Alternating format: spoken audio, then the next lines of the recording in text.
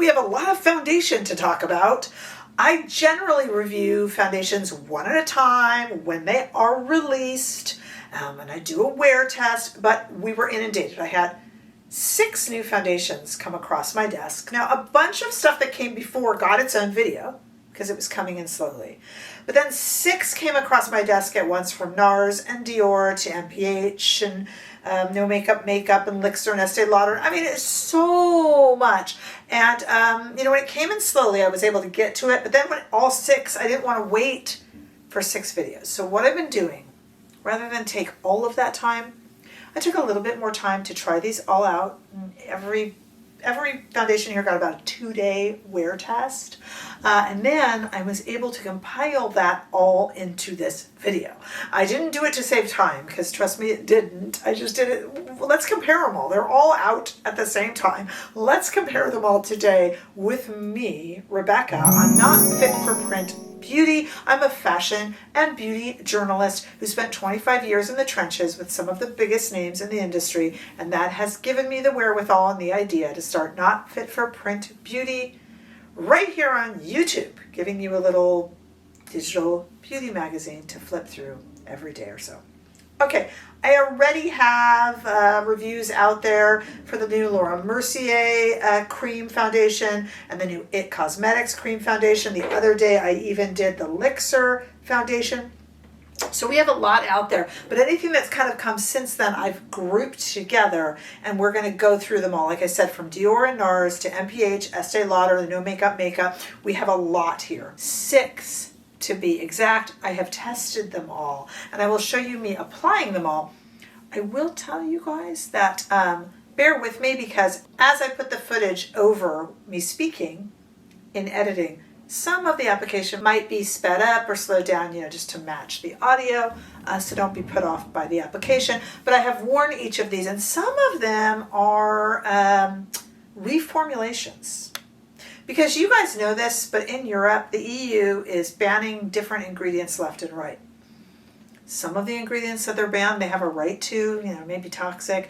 Others, I think, might be falsely accused, but I am not an ingredient channel. You can't be all things to everyone. It's just not a real interest of mine, and there's so many great people out there who talk more about ingredients than I do. Let me just suffice it to say, it's causing a lot of reformulations. The new Magic Cream that Charlotte Tilbury did, that was a reformulation because of a banned ingredient. It happens all the time. It's been happening a lot ever since COVID too. It just seems to be on the rise since about that time period. Okay, so let's dive in and talk.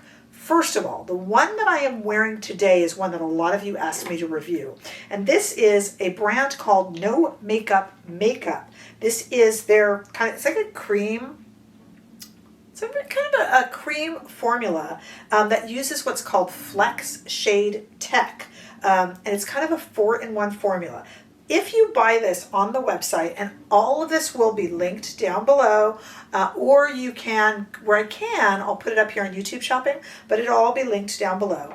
This, if you buy it with the brush, is about $80, and if you buy it without the brush, just the makeup alone, it's $55. There are 13 shades, and it's a 4-in-1 formula. So this is going to set. Here's me applying it. It's going to set, it's going to take care of redness, it's going to take care of your concealer, and it's going to take care of your color correcting in one fell swoop. And I used the brush that comes with it, but there is also underneath a little pad that you can use instead if you would rather, and it puts it on in a little bit fuller coverage. This right here is the light medium. The brand, this is the only one I have here in PR. By the way, I paid for everything here, but this one was sent in PR. This is the neutral shade in the light medium, and here is the neutral shade in the light, so you can see the difference, light, medium, light. But there's 13 shades, and I am wearing it right now. It's kind of a balm, and it is what I chose for the video. It wears really, really nicely. This is most comparable to new ones that you've seen that I've given their own video to, including Laura Mercier has a cream out right now, and IT Cosmetics. I am all behind the IT Cosmetics release. That is one of the most amazing foundations I have ever used in my life. That is not to detract from No Makeup Makeup. I love the fact that this is a 4-in-1 product. The fact that it kind of color corrects and conceals and also kind of sets. The fact that it sets is a little different. Concealer, color corrector, you would kind of expect a balm to do that. It's very pretty. It wears all day. I wore it the other day for about 10 hours and it was great. It's very comfortable on the skin, very second skin-like, and feels really, really nice. I highly recommend it. If I were to compare it to the IT Balm, I still think it wins, only because that IT Cosmetics formula is one of the best I've ever tried. So it is an unfair comparison. But I do think this No Makeup Makeup is a very interesting concept. I think it wears beautifully. I am wearing it right now and it doesn't look like I'm wearing any makeup, but my skin looks just kind of perfected. So it's a very good one. Now, before we go any further into the next, because we have 6 to do here, let me just say that it is rare these days when a product is really bad. These products that I have up here are all pretty darn good. I can tell you what I prefer, and that's what I'll talk, and it's going to be my opinion. All of this will change depending on the undertone that your skin has and how easily you find shades to match. It will also depend on whether you have an oily T-zone, dry skin, normal skin, oily skin.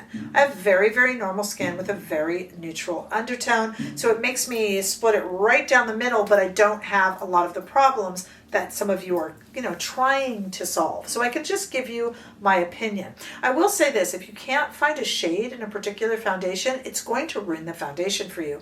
I have had foundations where I match myself and I like it okay. Then in store they match me frankly more properly, and all of a sudden I love the foundation. I don't think shades and concealers are that huge of a thing, but if you get the wrong shade in a foundation, it will really affect how you feel about the product. Now I know you're going to say, well, obviously, Rebecca. No, I mean even slightly wrong, where you think you got the right one. Change it, tweak it just a bit with perhaps some professional help in store or other opinions. You'll be amazed. So sometimes this is going to be about what shade you're able to find or what shades you get out of luck. So I also prefer the IT shade that I have. This is the light medium, and this is beautiful in the No Makeup Makeup, but I prefer the other shade. But this is a beautiful, beautiful product, so look for that information down below. All right, let's talk about Nars. This is a reformulation. This is the Nars Natural Matte Foundation. It's $55. Most of these are going to be, most of them I have up here are medium coverage, to be honest with you. So this is a medium matte, and we'll talk about it compared to the new Dior, which is also a reformulation. I got this in light for Duval. Here I am applying it, but it comes in 40 shades and it's $55. This is, like I said, a reformulation because of changes in the EU, especially with ingredients. Interestingly enough, I find this to be even creamier and lighter weight than the original. I don't have the original here to compare it to on my hand, but let me tell you, I'm not so much into doing that anyway, because as foundation sits around and ages, it thickens and it can change a little bit in consistency. I'm not saying don't use it. I'm not crazy like that. Honestly, you're not sharing makeup. If it doesn't smell a little odd or feel a little odd, I always say use it. Some of you will disagree with me. I say get your money's worth. But a brand new one that I've just cracked open, it's tough to compare it. I'm just being frank with you. And my NARS product that I have in this, I don't even know if I have it anymore. I might have decluttered it. It's really kind of getting long in the tooth, especially for a foundation. Okay, but this is the Duval shade, which is generally my shade in NARS. It's a little light and brightening for me, but I find this to be creamier, thinner, longer wearing than the original. I prefer it. Go figure. I know, generally, when things are redone, and I have the Estée Lauder redo up here that we'll have to talk about. When things are redone, sometimes they bear no resemblance to the original product. This one does, but I think it's a little bit creamier, and I really like it. If you liked the original NARS, I think you'll like this one better, but we'll check our comment section because some of you might disagree with me, and that's okay too. All right, let's talk about a makeup line that I have been loving. Mary Phillips MPH line. I love her. I love the line. This is a glowy, skin-like, glassy kind of foundation. called Le Skin. It comes in 35 shades and is $49. It's a medium coverage and a natural kind of glow to it. I didn't find it glowy so much as I found it more of a natural. I certainly didn't find it dewy or glowy, but I found it very natural. It is one of my favorites up here. It is though it says medium coverage, I think it's on the lighter side of medium. For instance, the Nars is a much thicker, creamier coverage. This is much thinner, feels much more like a skin tint. And like everything else from MPH, I am really captivated by it. I find the tips and the way that Mary Phillips applies makeup to be fascinating. I think she herself is an interesting makeup artist, and I love what she does. Her lip siggy is kind of a signature in my collection with her liner and her little tactics for overlining. I love this. If you like a lightweight, almost skin tint, but a little bit more coverage and a little bit more of a dewy, it's not a dewy finish, I don't think, but a little bit more of a kind of reflective finish, I think this is a great bet. Apples and oranges to the Nars we just talked about. This one is thicker, creamier, and matte. This one is thinner and a little bit more of a natural finish, and I like it for $49. We're also going to talk about differences in price and what I like the best up here out of all of this bunch. All right, let's talk about the Estee Lauder. This, people were terrified about it. This is the redo of the iconic Double Wear. It's $39, comes in 57 colors. I don't even think Fenty has that many, and they wrote the book on this sort of a thing.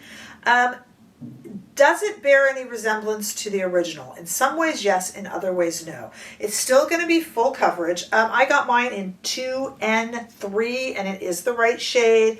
As you can see, this is a much more serum-like formulation, so it's going to be thinner, and it's going to feel like a serum. What do I mean by that? It's going to be thin, it's going to sink into the face, you're not going to feel that you have it on, even though you're getting that full coverage. That is different than the original, so that's going to upset a lot of people who really just want their original back. The one thing that they kept the same, and this is iconic and annoying, so iconically annoying, especially if you ask me about this particular Estee Lauder, that's this messy bottle where it's just kind of a pour. You know, like when you first open it, you're like, oh no, did the pump get stuck in the cap? No, that's how you pour it. They will sell, Estee Lauder does sell a pump that you can put in, because I don't think the pump was recyclable, so then you would take out the pump, throw away the bottle when you're done, you could put it back in, but it doesn't come with it. So most people just kind of end up pouring it.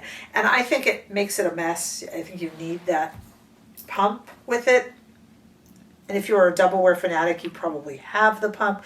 It is beautiful. It is full coverage. I loved it. But it is so different in the serum. Like I just feel that the true fans of the original are going to somehow be disappointed. Not in the product, because I think it's a great Estee Lauder product, but in the fact that it's not the same. So it's almost like, why does it have that name? Well, because they needed that audience to have a place to go. It's taking Double Wear and bringing it into 2026 with 2026 on-trend formulations. But my guess is my comment section, but we'll see, is going to be the most explosive about people being disappointed about this. But actually, it's going to be disappointments and reformulations in general, I think. I really do. I talked about how I did the IT Cosmetics review already and the Laura Mercier review already. I did the Lixer review already. I love this product, especially combined with this concealer. This is a new one at Sephora. I did a whole review just on their products, so I'll put it at the end of this video. So if you're interested in that, you can see it. And remember, I also have the IT Balm and the Laura Mercier Balm out there already. All right, let's talk about some Dior reformulations. Two of the biggest Dior reformulations. We have Dior Forever Skin Glow and we have Dior Forever Skin Wear. And these are the matte and glowy versions of Dior, and they have been redone. They are both $60. They both come in the same 42 shades. I am shade 2N in both of them, and I always am in Dior. Sometimes I'm a 2.5, but neutral, I'm usually 2N. Two things about this. So let me show you me putting on the Skin Glow first, and then I'll go right into the Forever Skin Wear. They have, I just told you I wasn't an ingredient person, but I'll tell you, especially with the Skin Wear, the more matte version, I smelt a whiff of alcohol really quickly. Now, alcohol is included in foundations for a lot of reasons. So don't panic. It's not like it's a bad thing. Alcohol helps with dry down. It evaporates. It doesn't really dry your skin out. But when it's high up on the list, it can be annoying to a lot of people, especially if you want to make this your daily foundation. It's a little bit tough because it can feel drying after quite a few days if alcohol is high up on the list. Generally, you'll find alcohol in a lot of foundations just because it helps with the dry down. But when it's high up, especially with the Forever Skin Wear, I noticed that alcohol scent right away, but it does go away. I still liked both of these products better than the originals. They're a little thinner, they apply a little bit more smoothly. I didn't mind the matte on its own. The original, I used to have to use a glowy primer under the matte to make me feel like it would glide on a little bit better. This matte, I felt really glided on nicely, but I do think a lot of people are going to have a problem with the alcohol in it. And I think, like I said, in my comment section, I anticipate the most comments coming from those of you talking about the reformulations. And 4 of our 6 foundations up here are indeed reformulations. But I'm actually liking the reformulations better than the original, and that in all of these cases, that might be blaspheming, and I understand that because some of you, I'm treading on your favorite products, and I know what it's like when you have a tried and true favorite and it's like snatched away from you, which is what these have been. Now, generally the brands don't have a choice because they've had to deal with reformulations. What is my favorite up here? I like a light coverage. I like a little bit more natural dew, so I'm going with the MPH for slightly lighter coverage, even though it says medium, for slightly lighter. And in terms of my favorite for medium coverage, again, this time I'm going to go with the Dior Skin Glow. Why? Because again, I like a little bit more of movement to my foundation. I'm not a big matte foundation wearer, just saying. So I like that. But the Nars, the Dior, and the Estee Lauder are lovely products. It just depends on how attached you were to your original and how frustrating it is for you. Please don't blame the brands. They had to pivot and do something. But you might blame the brand for not just maybe canceling it. But then they have that name open and they use it. Really, what I want to chat with you guys about in the comments is more about how you feel about these reformulations. And if you've tried it, I'm really curious in our community, for those of you who are tried and true. For instance, I am not an Estee Lauder double wear aficionado. It's not like I'm devoted to it, but I know a lot of people who are. And those are the opinions I want to hear. I think it's a beautiful foundation. I don't think it bears any resemblance to the original, frankly. Nars and the Dior's, I think, do bear a resemblance, but I actually like them better. Dior, of course, has that alcohol in it and that fragrance. I forgive fragrance from fragrance-based houses like Dior, like Chanel. It dissipates and I don't have a problem with it. Whereas if a brand like Too Faced or Tarte puts fragrance in a foundation, I don't understand why. They're not a fragrance house. Dior is. So I'm okay that Dior has that. Nars does not. The most coverage is going to be Nars or Estee Lauder. The least, of course, MPH. And the balm from No Makeup Makeup is going to be absolutely buildable. This is going to be the most undetectable on the skin, the No Makeup Makeup. Really depends what you're looking for. In terms of prices, we're all around the same, but and of course it's going to look at how much product you get. But don't just look at how much product you get for the price, because it also depends how much you need to use. So the cheapest would be MPH from Mary Phillips, but if you're building it up and you're using more, then it's going to go quicker. And it also depends what you like. We have all liquids and we have a balm, so it just kind of, it depends. My favorite of all that I've reviewed recently, however, is going to be the Elixir combined with it, which wasn't even in this review, and the IT Cosmetics Balm. Those are my current favorites, but nothing that we have up here is a bad choice. It just might be besmirching the name of the product that went before if you were in love with that product. So I need you guys to meet me in the comments to chat, and I can tell you anything else. All of these had very good wear. None of them got stuck in lines or emphasized pores. They're all very strong, good products. They're just leaning towards being serum-like foundations, most of them up here, and that's just what we have now in terms of being on trend. Soaks into the skin, feels very natural, like you've got nothing on. I mean, it's still super, super nice. So it really depends what you're looking for and how attached you were to the original. But let me know down in comments and follow me over on Instagram, TikTok, Threads, and Facebook. We do have a membership here on YouTube that you can join. It does cost a few dollars a month, but we have lives every Friday, and I would love to see you there. I will put these products in YouTube shopping where I can, and then down below in the description bar, just so you can peruse and see the shades and see if you can find anything for yourself. And let's have a big old chat about all of these new foundations that have happened so far in just the first few months of the year. Let's do that together, and I'll see you all also in the next video. Bye-bye.